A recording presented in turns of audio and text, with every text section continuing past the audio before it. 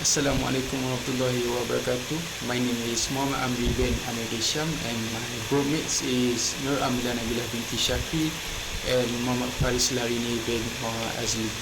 So now we present about the sport policy and sport administration in Malaysia. So this is the first chapter in the subject. So what we learn from the subject is first of all is national sports policy and RMK that relate to sports. The RMK is stand for Rancangan Malaysia ke. So the RMK they will have every 5 years. So it's mean like RMK is the objective what they're trying to achieve for that 5 years. So there is Rancangan Malaysia ke which is RMK. And next one is National Sports Convention Langkawi 1996. And we also will learn about the Malaysian National Educational Philosophy 1979. And the last one is sports tourism. So this is the 5 things that we learn from this chapter. Okay, now we proceed to introduction. For first point is sports policy. So what is sports policy? Sport policy is a guideline or the outline that for the community will be followed. So it will make the community will not against the law for the country. So that is the purpose of the sport policy. They make the policy that make sure the people will follow it without them against the law. So in Malaysia, we already have the Malaysian National Sports Policy. That is what we implement, that what we use. And for the second point is Sport Act. Sport Act is just like the sports law. So there is a lot of things that people in sport industry need to follow. So it's such as we have a National Sports Institute Act 2011. National Sport Council of Malaysia 1971, and we also have the Akta Perbahagian Stadium Malaysia 2010, and last one is Sport Development Act 1997. So for the last point is sports administration. So what is sport administration? Administration was like an organization that responsible to organize or leading. So for the point is refer to sport organisation, association or private club. So in Malaysia we have the KBS, Kementerian Belia dan Sukan, and also MSN, Majlis Sukan Negara, and we also have the ISN. So those of the organisation play a big role to our sport industry. So such as for the KBS stand for Kementerian Belia Sukan. So they will focus on the youth, our youth people in Malaysia. So they will the things that they will do, they will more focus on the youth. So for the MSN, they will just like a top leader in our sport industry. They will manage our sports organization, our sports progression in this country.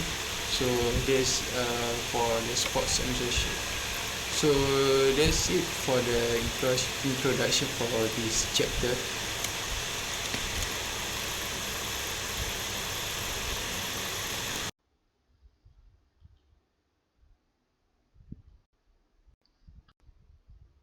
Okay, we go to the first, which is introduction of sport and national policy. Okay, first of all, we can tell what is mean by policy. Okay, policy is can be defined as the idea and the strategy to structure the action in many situations that be proven by group of individual. Okay, this definition of policy be stated by Press 2020.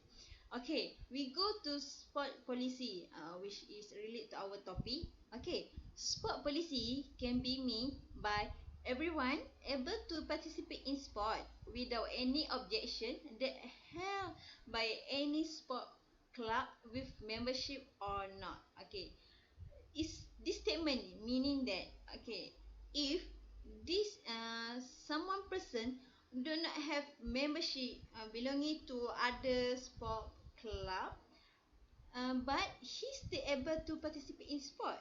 Okay, okay, we go to national sport policy in Malaysia. Okay, in Malaysia there is a national sport policy that provide guideline, strategy, roles, and responsibility for each person, each individual, in creating sport culture to make sure that all the sport planning are in good manner way and to strengthen national integration.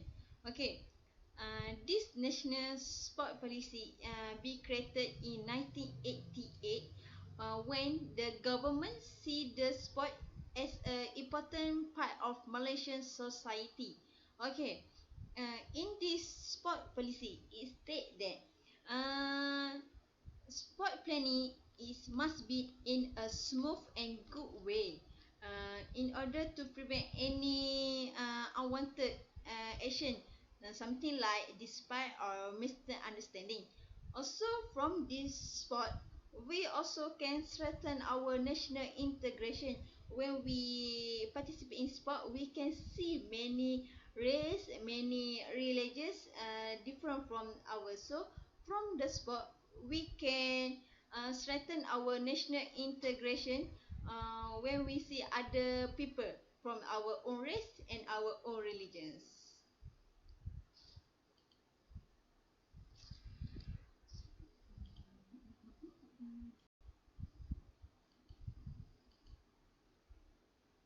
Okay, this is the outline in this chapter 1, which is entitled Sport Policy and Sport Administration in Malaysia and Eligibility Issue. Okay, in this topic, it will tell the introduction, what is sport and national related policy. Also, in this chapter, it also state there are seven sport national related policy, which is we can see here. The first one is about the Malaysian plan, which is start from 1966 to 2005. The second one is the National Youth Consultative Council. The third one is the National Sport Policy 1988, and the fourth one is the National Sport Convention Langkawi 1996, and the next is about Malaysian National Education Philosophy 1979, and the second last is about Malaysian National Youth Policy 1985, and the last one is about sport tourism and visit Malaysia year. To the sport national related policy, which is we have seven sport national related policy. Okay, um, first, sport in Malaysia is be driven by Ministry of Youth and Sport that function in promoting and help the sport development and be assisted by few agency like National Sport Council, National Sport Institute, Commission Commissioner of Sport, and the be held by sport association and bodies. Okay. Moreover, Sport Development Act 1997 and National Sport Policy 2009 be a guidance in sport promotion and sport development in Malaysia, and the objective, the aim of this agency is want to promote and facilitate the development of sport in Malaysia. Okay, the Malaysian Plan 1966 to 2005 is the first national sport policy in Malaysia. Okay, the Malaysian Plan is 5 year planning, and right now Malaysia are using 11 Malaysia planning. Okay, we go to our first Malaysia planning, which is starting on 1966 to 1970. Okay, in this first Malaysia plan, it states that about 60% of Malaysia population is consist of youth that are aged under 25. Okay, in order to have productive and self-reliant use, the government will provide facility that will encourage and that will create the creative thinking among the youth. Okay. Also, from this facility provided, it also help to develop healthy psychological and healthy physiological through recreational, cultural and sport activity. So, amount of 3.3 million ringgit be provided in construction of facility all over the Malaysia, and this center will give cultural activity and training course of leadership and coaching in sport.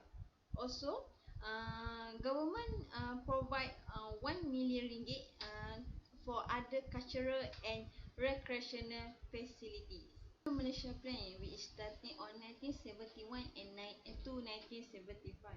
Okay, during this second Malaysia Plan, multi-purpose center and facility be set up for youth development, and this organisation provide youth with opportunity to execute leadership training, expertising in a range of professional.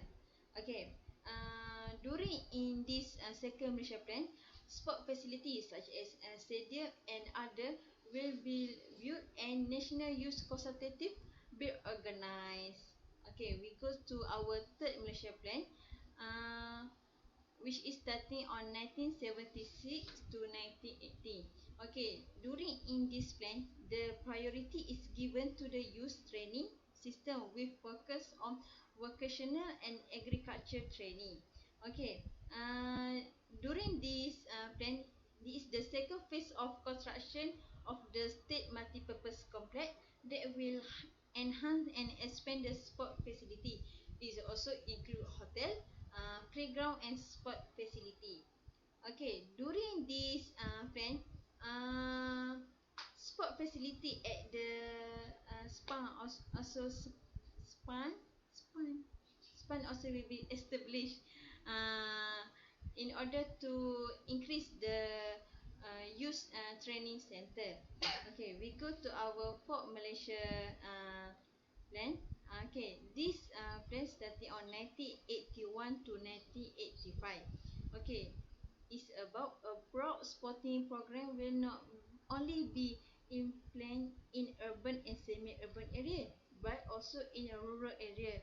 This the objective of this program is one to make sure that all the Malaysian population get the same facility from the government, and want to have a healthy and productive of population in Malaysia.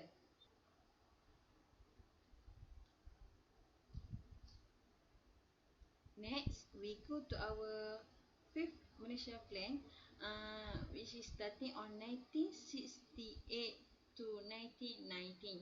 Okay, during this plan, it is we draft the National Sport Policy, uh, or we call as NAC on 1982, which is will be function on task of developing high performance sport. Also, during this plan, there is a new idea that will be developed, such as mass participation and high performance in sport were plan as the basic for growth of sport and leisure in the country during the fourth Malaysia era.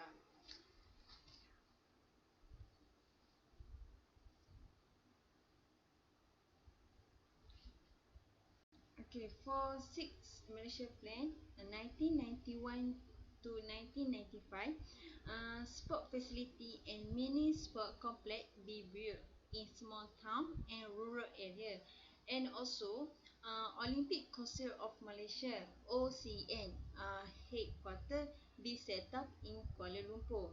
Also, besides that, preparation for athlete in international competition, something like Asia Game, Olympic Game, and SEA Game be handled by National Sport Council. Apart from that, sport-based school is also be introduced in each of state for sport specialization, and talented students are given special coaching according to their respective sport. Okay, we go through to our seven Malaysian sport. Uh, Seven Malaysia Plan, which is starting on 1996 to 2000.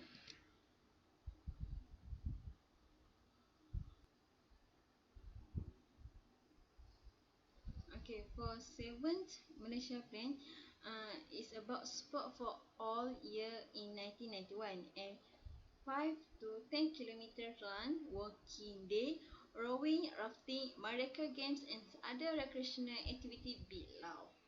Okay, mass sport program is established in order to promote healthy lifestyle among society, and be carried out at district, state, and national level. Okay, various program be undertaken to promote and foster excellence in sport in order to boost the performance of Malaysian athletes. Moreover, government also give incentive to those who participate in sport, including disabled people. In and also in 1994, Anugerah Sukan Remaja be introduced for students that have excellent in sport, with the cooperation between NAC and Majlis Sukan Sekolah Malaysia. Okay, next. Many project be held to ensure that all the facility are adequate in international standard, as the preparation to host 19 Commonwealth Games, uh, and 16 Commonwealth Games 1998, and National Sport Complex Stadium and Game Village at Bukit Jalil was privatized.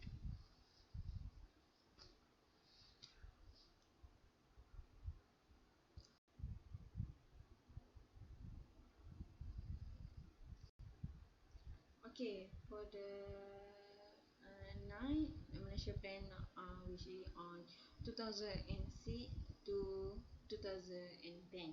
Okay, in this plan, the National Intelligence Council was established in 2004 to further boost the amount of active, fit, healthy, and unite Malaysian.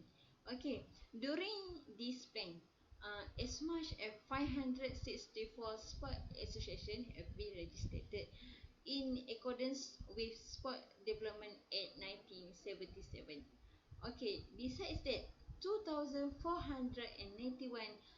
sport officials be appointed to fulfill the demand of sport program, and the National Intelligence Council uh, be developed in order to increase the amount of active, fit, healthy, and united Malaysian.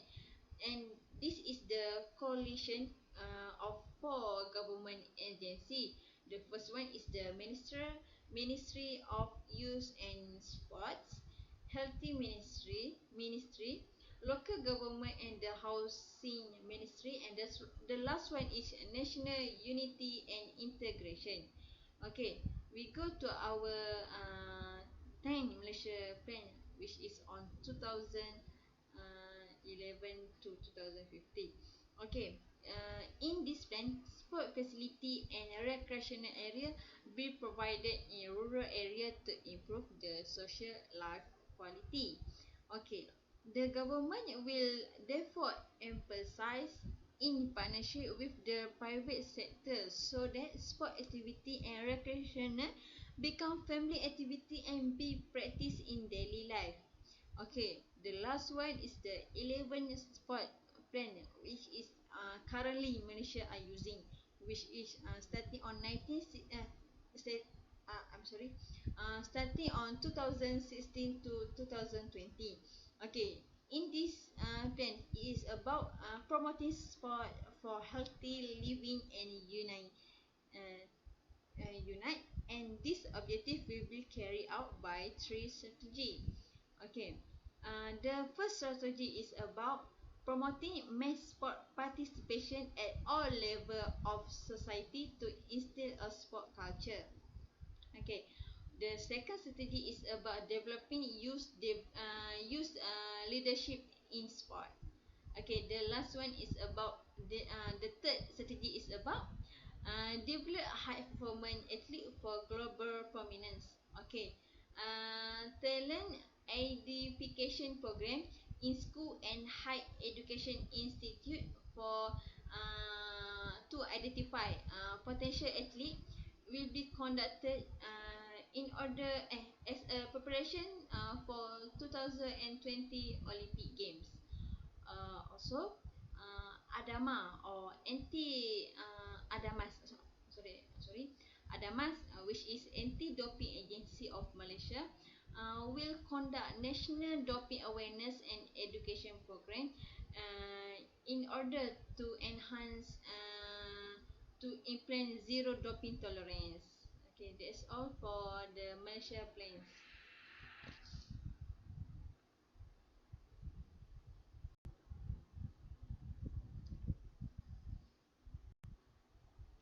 Okay, the second national sport policy is named as National Youth Consultative Council. Okay, we go to the objective of this sport policy, which is want to have more effective communication between government and youth group in the country. Okay, this organization be set up during second Malaysia plan. That the function is one to act as a consultative body in matters relating to youth development.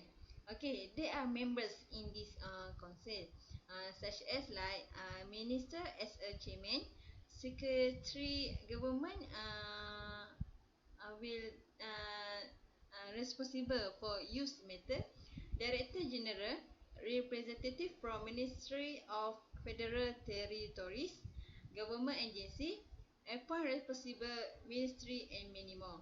Okay, for allocation of fund, the ministry after consultative with the Minister of Finance will take the responsible for approval and annual allocation for council.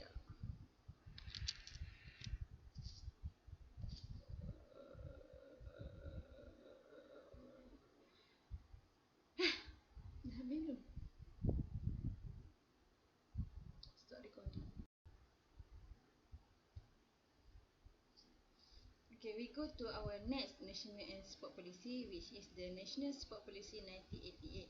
Okay, this policy is adopted on 20 January 1988 and be represent a policy for sport for all. Okay, the objective of this policy, the first one is about forming healthy, discipline and unite society. The second one is about provide opportunity and facilities to fulfill social, psychology and physiological needs. The third one is about achieving high achievement at the highest level with the true spirit of sportsmanship. The last one is about develop and improve knowledge and practice of sport in individual. Okay, the outcome from this policy is about the social outcomes are especially important to multicultural, multiracial and multi-religious in Malaysia.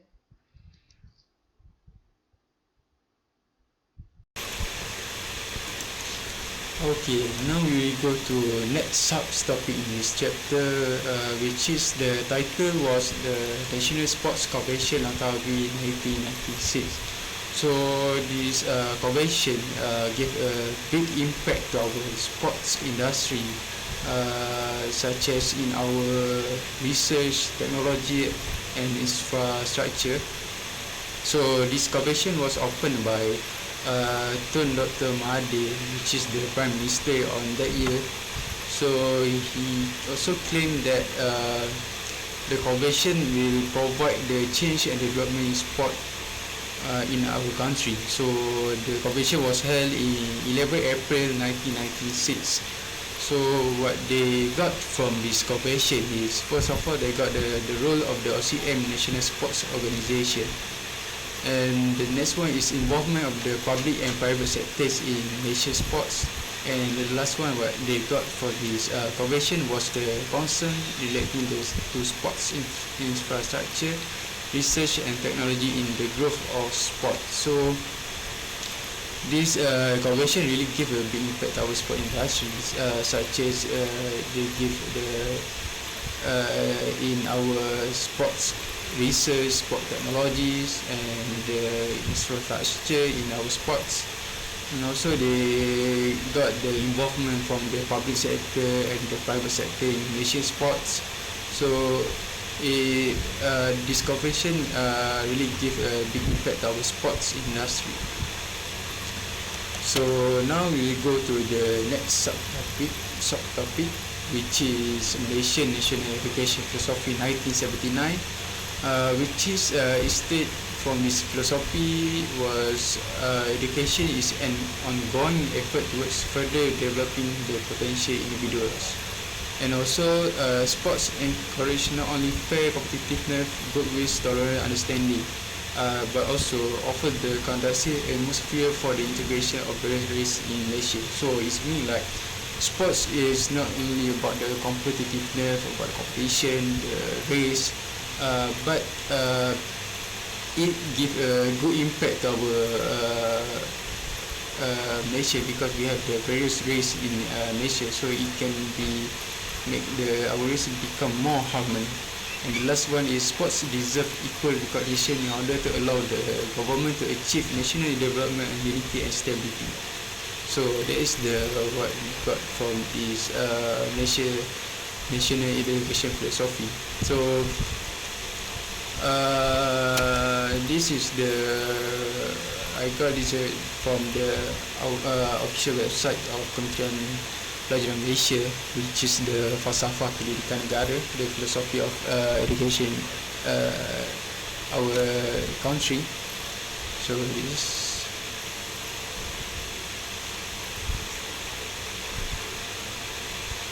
it's also state about the jasmani, harmony, intellectual, emotion. So that is what we focus in our Falsafah Pendidikan Negara. So next subtopic from this chapter was the Malaysian National Youth Policy 1985. So this youth policy was being made because of the concern from the Ministry of Youth and Sports about our youth affairs in Malaysia, and is aimed to provide and create a responsible, multidiscipline, moral, self-reliant, patriotic youth of community to the development of the nation. So this policy also implement the Rakan Muda program, the Young Youth Partnership program, and it was focused on the physical, spiritual, social and intellectual development of youth through the practice of healthy and productive lifestyle. So this is what we got from the Malaysian National Youth Policy 1985. Okay, next one is sport tourism and visit Malaysia here. Okay, this one is under Ministry of Culture, Arts and Tourism.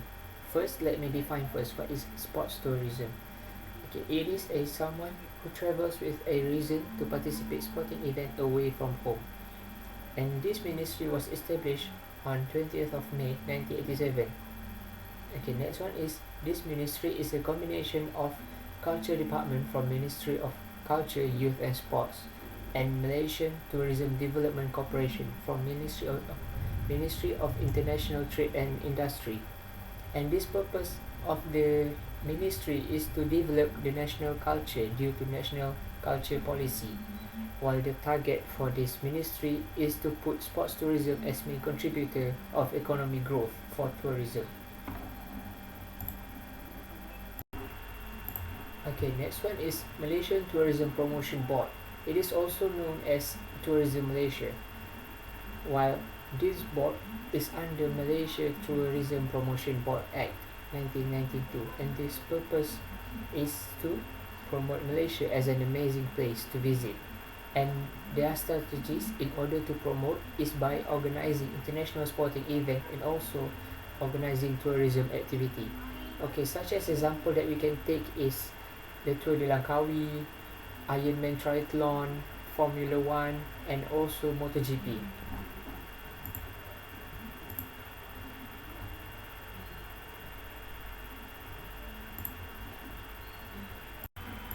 Okay, next one we'll get into Ministry of Youth and Sports. Before there is Ministry of Youth and Sports, there are other ministry, which is it is known as Ministry of Culture, Youth and Sports, which was formed on 60th of May 1964. And the first leader for this ministry is our first Prime Minister, which is Tun Abdul Rahman. While Ministry of Youth and Sports, it is officially formed on 20th of May in 1987. And the target of this ministry is to promote an active and healthy lifestyle to all Malaysians. The way they done it is by organizing various sporting event and even higher performance sporting event, such as MSSM is for school level, who wants to play in national level, and SUKMA and others. Okay, next one is Sports Division. This division is under the Ministry of Youth and Sports, while the purpose of this division is they wanted the society to be an active, healthy, disciplined and unite towards a better nation and productivity, which is mean they want to increase the level of fitness of everyone. Okay, next one is one of the major tasks that needed to be done by sports division is they need to change the way of thinking of Malaysian people, that sports, fitness and recreation, it is important for everyone, not just academic or their job.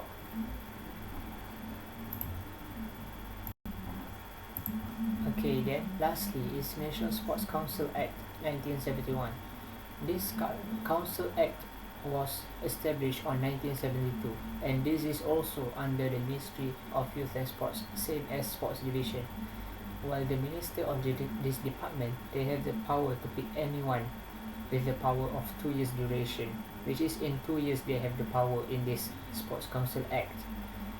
And also during any event, they also become a runner, or the one that ensure that event or affair works very well. Okay, the function of this Sports Council Act is they will assist government regarding sports, which is they help in decision making. Okay, the things that are done in the Sports Council Act is they carry out research and survey about sports. The reason why they do this is they want the sports level in our country to increase to a higher level at international level, and also they want our country to have a great technology or facility, such as now we can see that they are using artificial grass, which is, and also next is indoor velodrome. Okay, next one, they also need to promote, develop and achieve success in sports, which is mean like there are national event, like Hari Sukan Negara, they are the one that promote. Okay, in order all of this function need done, they need to create something, which is first they create an efficient management, which is they organize the management that will do their job. Okay, next one is they will plan and organize sports event, which is their purpose of this event is to improve sports performance of national athlete at international level. Like example, we can see like football below 21, they produce the Academy Muhtada Hari, which is they give exposure for the young athlete to play at the international level. And also they develop long-term plan by scouting for new athletes. This scouting has been done with the help of school, the state's sports center, and also like they get assistance from even sports organization in our country. Okay, now let's go for the next case study, which is choose two article, which is the title of the article was Plans Achievement of the Ministry of Youth and Sports. So let's go and see the article, which is this article from the New Straits Times. It's about the efforts from our last past Ministry of Youth and Sports, Wabi Sheikh Sadiq. It was to develop our youth and create a lot of program to youth. So this article also lists about the strategies to develop our youth. By first of all is the first strategy under this age group is increasing youth participation in democracy. So you want to make our youth to participate in our democracy, and also we also list about the enhancing the social mobility of marginalized and underprivileged youth. Also, this article also state about the sport, which is focus on involve raising Malaysia global competitiveness in sports. So from this article we can relate that from to the chapter which is the 7th Malaysia Plan 1996 to 2000, which is increasing efforts to develop various program and activity. So what can we relate to chapter, and this article was the ministry try to develop various program and activity to our youth. By this we can make our youth getting more better than before. So next article that I will choose is RM 10 juta kos naik taraf Padang Stadium Nasional Bukit Jalil by Sheikh Sadiq. So see the article. So this article is from Malaysia Gazette. So this article about our government spends almost 10 million to improve the quality of the field Stadium Nasional Bukit Jalil. So what can be related to the chapter is second Malaysia Plan 1971 to 1975, which is increase the sports quality. Okay, next one is case study. The first article is a year of controversies for Malaysian sports. During that year, on 2017, Malaysia hosts SEA Games and also Para ASEAN. Okay, but that year there are a lot of controversies that happened in sports industry in our country. The first one is the Malaysian relay athlete that was dropped from the team only a few weeks before this tournament happened. But the reason is only that they didn't listen to their coach. Okay, they disrespect. But because of that, during SEA Games, the women relay athletes they finished last during final. Okay, next one is Nilo Vingada in football team. Under the management of Nilo Vingada, the Malaysian football team doesn't get any victory at all, and he's the one who's being blamed. Okay, after that, also the usage of drugs in Malaysian athlete, as we can see, the athletes such as S. Kumar, Hafifi from weightlifter, and also wushu athletes, they are found guilty on using drugs. Okay, in my opinion, based on all these controversies, there are solutions that can be done. Like the first one, the athlete, which is the sprinter athlete, they can agree on something. Like example, she only drop off from the team after the SEA game in order for them to achieve the target. And also for the Nilo Vingada, they also need to put on other tactic or any type of play that is suitable for the team so they can win. And also lastly, ISN or Institute Sukan Negara, they need to play their role by doing doping test first before any of their athletes went to the game or competition. Okay, next one is this article that is entitled Dasar Satu Murid Satu Sukan. Okay, by Tan Sri Muhyiddin Yassin, he stated that every student in school, no matter secondary or primary student, they need to have at least one sports. And by this happen, the Tan Sri Muhyiddin Yassin stated that for the primary student, they have 60 minutes uh, of sports activity at their school during weekdays at their school. Okay, for the secondary student, they will get 90 minutes of times to play sports in order for them to recognize which sports that they like. Because Tashri Muhyiddin stated that he doesn't want only student to excel at study, but they also want the student excel at sports too. In my opinion, it is good because in order for the student to be focused, they also need to distract themselves only from their study.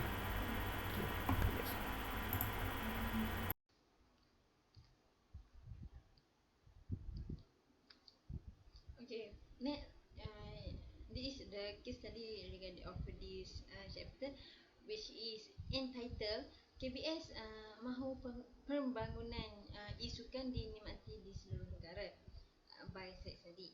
Okay, this case study is showing that Ministry of Youth and Sport wants that all the update in sport development be given to all the Malaysian population in order to have the same improvement or same update among the society. Okay. According to Said Abdul Rahman, is he says that through e-sport development strategy plan, government have give about two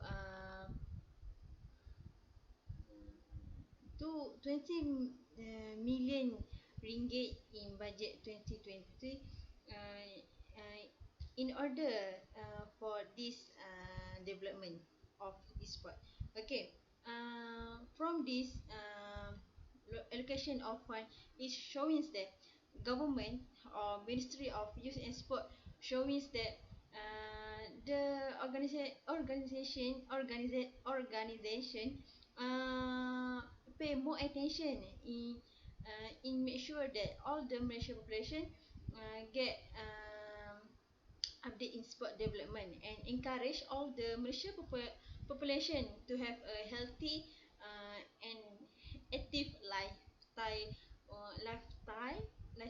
when involving in a sport. Whether it is only a e-sport, but it's okay as long as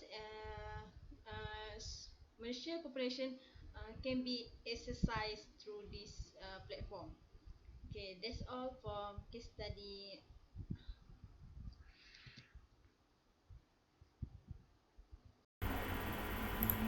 Okay, lastly is conclusion.